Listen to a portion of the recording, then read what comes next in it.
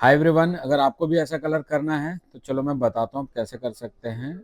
Step by step global with बालियाज किया था मैंने। अब जैसे कि देख रहे हो मैम के हेयर काफ़ी रीग्रोथ है और एंड्स में मतलब मिड लेंथ से एंड्स में अब येलो गोल्ड आ रहा है और मैम टचअप करती हैं काफ़ी dark touch-up.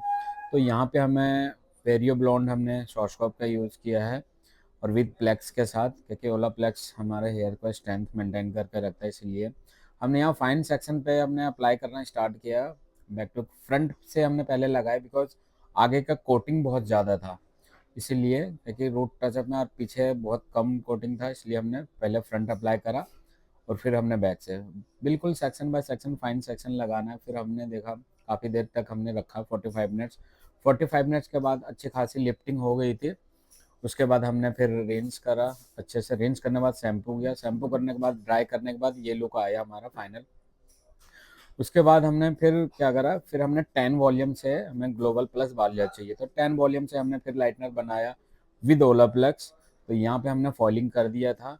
Rest of hair को हमने फिर से ग्लोबल करना स्टार्ट किया। तो ग्लोबल के लिए हमने लिया 6.3 और 7.23 लॉरियल का।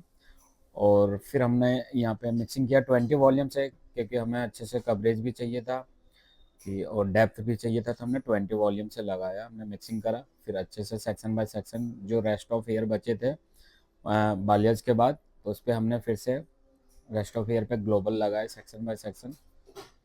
ग्लोबल फुल हेड पे करने के बाद हमने फिर से यहाँ पे टाइम छोड़ दिया 35 मिनट, जो ग्लोबल का टाइम होता है। तो 35 मिनट छोड़ने के बाद हमने फिर फॉइल ओपन करा, क्योंकि देखा था हमने फॉइल ओपन करने के बाद हमारा जो डिजायर शेड चाहिए था वो वहाँ तक हमारी लिफ्टिंग हो चुकी थी अच्छी खासी। उसके बाद फिर हमने ये जो ग्लोबल पहले रिंस किया अच्छे से, फुल हेड का ग्लोबल हमने निकाला सेक्शन बाय सेक्शन, क्योंकि वो डार्क हेयर था और अगर फॉइल पहले करता है मिक्स हो जाता है तो फिर डेप्थ आने का चांसेस रहता है। तो इसलिए हमने पहले ग्लोबल अच्छे से रिंस करने के बाद हमने फिर फॉइल ओपन करना स्टार्ट कर दिया। ऐसे ही प्रॉपर फॉइल हमने निकाला, फुल हेड हमने वन बाय वन करके हमने फॉइल रिंस करा। उसके बाद हमने फिर से शैम्पू करा, फिर पूरे निकालने के बाद देख रहे होगा हमारा लाइटनिंग बहुत अच्छी हो रखी है जैसे हमें चाहिए था उसके अकॉर्डिंग।